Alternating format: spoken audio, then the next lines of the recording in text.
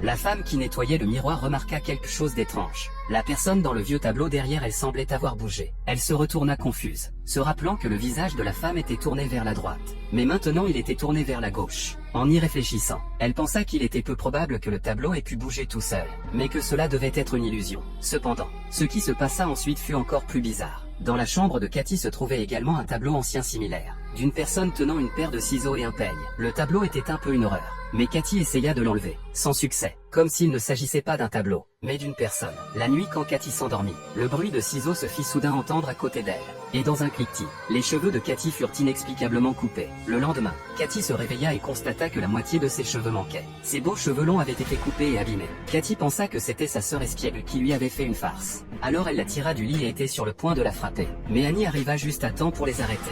Cathy se plaignit à Annie que sa sœur lui avait coupé les cheveux la nuit dernière pendant son sommeil. Mais elle avait l'air innocente, car elle n'avait rien fait la nuit.